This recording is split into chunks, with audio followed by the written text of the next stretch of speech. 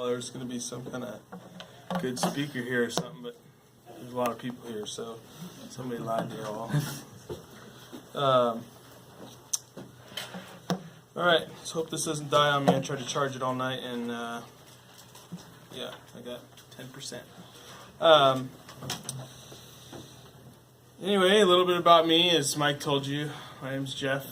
Lindsay, my wife, and our 4 kids. 2 are back in the nursery, 2 are in here. Born in California, raised in Oregon. My wife also out here in the Northwest, born and raised. So I grew up in church, typical American Christian kid, 3 times a week. Through that I just kind of figured out, all right, this is a game. I can play this game. I can blend in, and I can speak the lingo, and I can hack it, right? And really, I kind of started to develop this idea that being a good Christian is really nothing more than this spiritual or emotional high that you get when you have this close encounter with Jesus. It's kind of just how I grew up, right? Well, what I realized is that I'm not very good at maintaining these emotional, spiritual highs, whatever you want to call them. And what happened is I just felt like, I suck at being a Christian, and nobody likes doing anything that they're not really good at. So, it just wasn't fulfilling. Church life was fake and shallow, and I was better at doing other things, unfortunately, and so I just kind of decided, about high school that I was over it, and I still went through the motions, but it's not for me. And so I joined the Army at the age of 17 for whatever reason, thinking like, okay, maybe this will give me some kind of purpose, answer some big questions, and I think most of us know how that goes. That kind of led to being away from the structured environment that I had of church and parents and right and wrong. And so from there, the path got wide. And I just decided I'm going all in, and I'm going to do all the fun stuff that I always wanted to do, and just committed to doing a lot of things that were not great for me. And put it this way.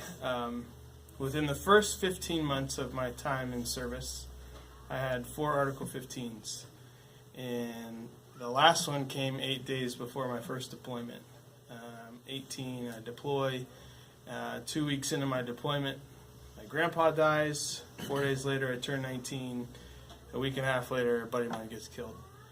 And I find myself at a tiny little patrol base in the middle of South Baghdad, and there's no chaplain, no chapel services, 1 little infantry company, no Christians, and man, it's just like the bottom fell out, right? I just found myself like wrecked, didn't know what to do. I had a Bible, and that was it, so I emailed my parents, and I pray for me, and I'm sucking, and I just, pick up my Bible from time to time, and I had this idea, I started reflecting on the people that I grew up with, and in church, and like, man, they're happier than I am. Their life's going so much better than mine is, and why? And my first thought was, well, they're married. And they've got a significant other, so surely that's it. And so I emailed my parents. I said, hey, start praying for me for a wife. And so they did, and so basically this is November 2005, and so until January, I'm just kind of sitting out there in the wilderness, reading my Bible every now and again, kind of sucking, really sucking. And I take the first R&R slot they got. My grandpa died too early in the deployment. I was not able to go home for the funeral. So I just took the first slot available, and I spent that entire 2 weeks doing a bunch of stuff that wasn't good for me. I ended up feeling really awful at the end of it, and I think that's probably what motivated me to go to this church conference with my old youth group. And it just so happens that there was this girl that I had met at prior church camps and conferences that we'd kind of had a little crush on each other in high school. And she came up, like they had made me stand up because they found out that I was there on leave. So she came up to me afterwards, and we started talking and exchanged contact.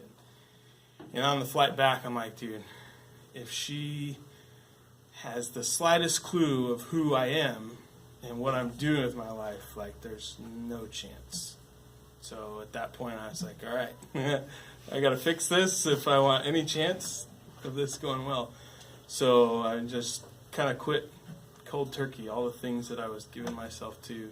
I was smoking a lot and was doing a lot of dumb stuff. And we started talking and dating, and that really motivated me to continue to change who I was. Like Mike talked about. God really used her, like, hey, dude, if this is what you want, you got to be someone else. And so that rest of that deployment, it continued to grow a little bit, and I started developing this life in the Word. And it was going good, and then I started to consider, like, oh man, I'm about to head back to Campbell. We're about to redeploy, and I'm going to be real honest, a lot of my friends were drug dealers. I know it's kind of odd for a soldier, but that's just kind of the life that I had. And I knew that going back, if I didn't have people to hang out with, that was gonna just gonna be my reality. So I started praying, and I started to say, God, just bring me one person that's gonna call me on my crap. That's gonna say, hey, dude, you shouldn't be doing that. It's gonna keep me accountable. That's kind of what I need. And so I come back and I go to chapel my first Sunday back, and we didn't mention, I don't know if you guys know Eric Hoyle. Eric Hoyle came up to me before the service started and said, hey man, you want to go to Bible study? I was like, I don't know what to think about this guy. No. And then Mike came up to me afterwards and asked me, and I was just like, yeah. This guy seems nice. We joke about that, but and then Mike invited me out to study, and he invited me out to Chinese food down on Riverside. I remember it clear as day, because if any of y'all have spent any amount of time with Mike, you know that the dude has the ability to ask these questions that just like pierce right through all of your armor and everything you're putting up, and he just has the ability to ask these questions that don't allow you to kind of fib your way through it. Even doesn't matter how much Christianese you can muster. He's got a way of getting through that. So what Mike shared the wheel with me that day, and it literally, between the questions and the wheel, just kind of changed my life. It gave me this feeling of like, this is where I'm supposed to be. And so I start hanging out, and Mike starts, giving me some time, and we, I've kind of already developed time in the Word, so Mike comes up next to me alongside me and says, let's go deeper with that. And he kind of helped me figure out, like, hey, what are you looking for, and sat down and said, hey, let's do some Bible study, and challenged me, hey, what verse are you memorizing, and just didn't let me get away with just living this mediocre life and not really internalizing what I'm reading and studying. And so I began to experience something I had never experienced before, and that was somebody who was willing to invest in me, that wanted to see me grow up spiritually. I grew up in church. I lived in church. My whole family was super heavily involved in church. I never once experienced that. And so for me, I knew that I had found something authentic. And so for me, I'm thinking all through this time, like, man, I'm just blazing the trail, I'm charging hard, I'm growing super fast, and lo and behold, really, like, I'm just moving really slow. And for me, that was a fast pace for me, but apparently not compared to everyone else. So it's been a theme. But through the time of the Word, Mike really kind of steered me and helped me see, like, hey, this isn't just about you. This is about other people, and taking what you're learning and saying, hey, dude, okay, I've been through that. Let's walk through that. And just helping guys, investing in guys. And so, through that, I found a guy actually from Aerocoil. Aerocoil left Campbell and passed off his key guy to me. From there I started doing what I could and just going to Mike like, all right, dude, I screwed that up. How could that have been better? And just a lot of process and elimination. What works and what doesn't. And then eventually Ian came along and was at a point where he was ready to find another guy. And so I'm sitting there trying to help Ian help somebody else. And really, it was really fruitful time, but it was really, I think, out of all of us, I probably grew the most because I'm sitting here not knowing what I'm doing and just giving it my all. And it was really cool just to watch and see four generations just kind of working that way. That's great and all, but then God kind of threw a wrench and said, all right, we're going to have a change of command here in your life. And Mike said, I'm moving to Fort Lewis, take over the ministry. And that same week that Mike left, Ian, the guy that I was investing into, deployed, and Andrew, the guy that he was investing into, deployed. And so in 1 week, I went from a healthy squad, if you will, to me. And I was angry, and I was confused, and I just remember thinking, God, what are you doing? We had such a good thing going. And I probably just moped around. I remember my boss said I wanted to come up and help the Chongs move up here, and a bunch of the guys in the ministry were doing that, and my boss was a jerk and said no. And I was just like boo-boo lip 20-something-year-old kid that was just mad at the world, for 2 months. And then, I don't know if any of you guys know James Carter. In comes James Carter 2 months later, and I was almost like God had given him, hey, go and pick up Jeff and do this with him. Because, literally he came in and, things just picked back up right where they were. And, and new team, but just really neat. And so James began to help me wrestle through some new things, that are probably some building on what Mike had already started. How do I sit down and talk with a guy and listen? How do I listen?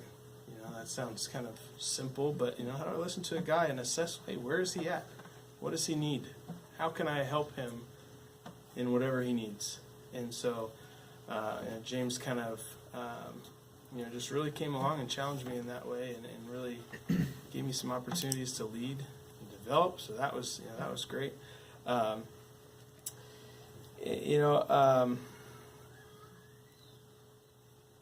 James, I only had about 2 years with James. Towards the end of the time, he came up to me, and I guess he had seen something different, and he said, "What's changed?" And I just remember looking at him funny, like, what are you talking about? And he kind of explained himself. And so I started reflecting. He's basically asking, what's changed in the way that you're approaching ministry and people, and why are things clicking?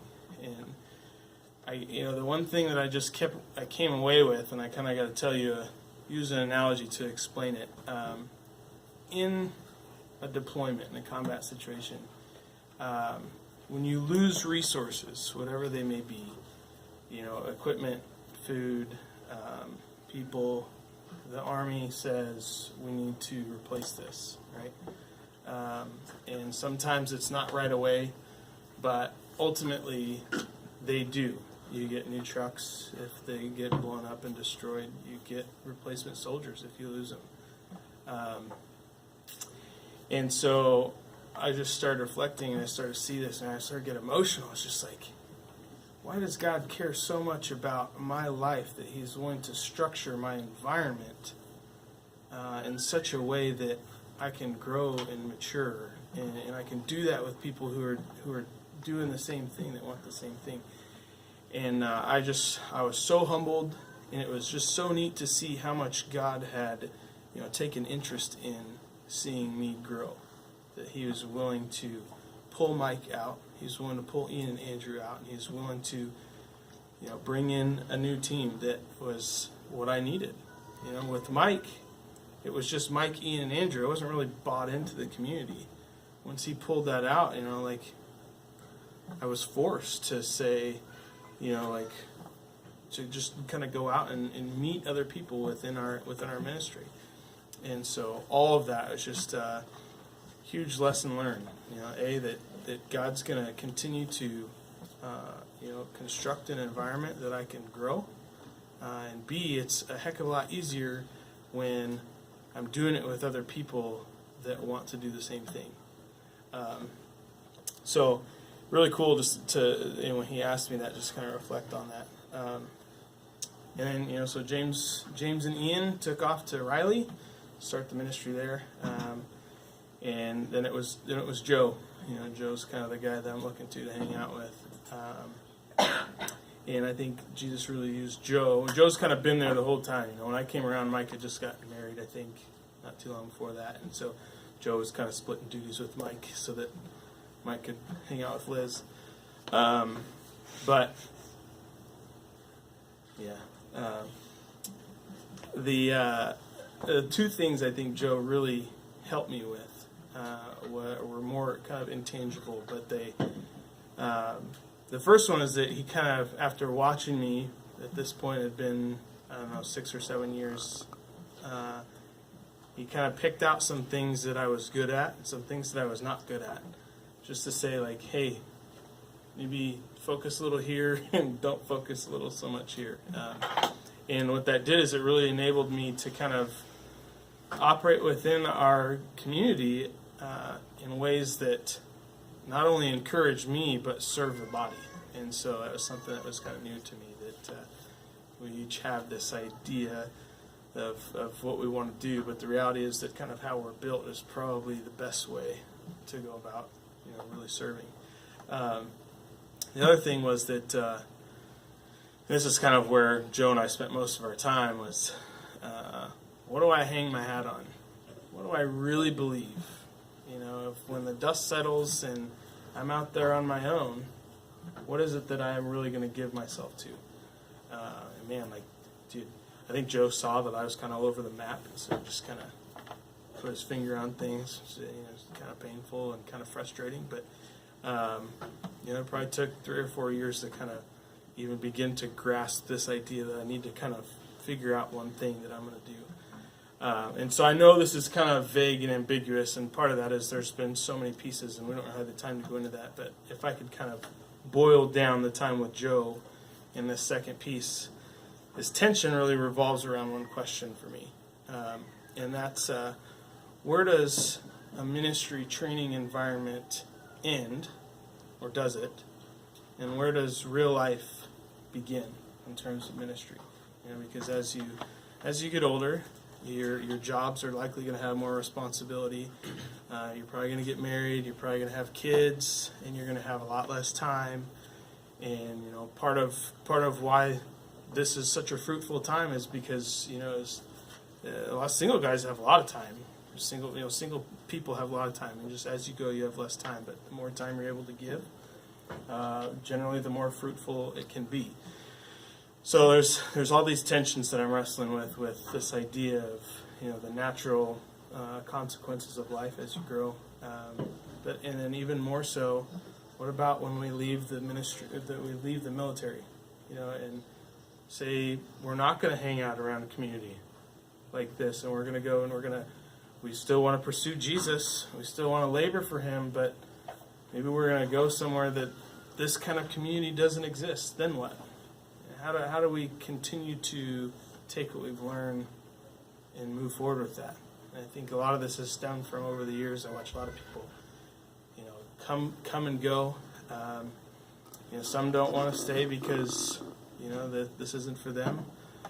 Some people, it's not that they don't want to stay, but they've got other things they also want to do, and they still want to continue to love on people and pursue Jesus. I watch them, and more often than not, they struggle. They struggle to be fruitful, and they can't replicate a lot of what we're doing here because the context isn't the same. And so Anyway, I could go all day on that, but that's really this idea of if we're training up people to to be kingdom laborers for a lifetime, but we can't do it outside of this context. Are we really doing a good job of that? And so that's kind of the question I'm wrestling with, and that I really want to answer, because most of you here are eventually going to find yourself outside of the military, and at that point, are you going to be able to keep on, or are you going to struggle? And I want to be able to kind of help with that. So I really appreciate your guys' time. I'm looking forward to getting to know you guys, and yeah, thanks.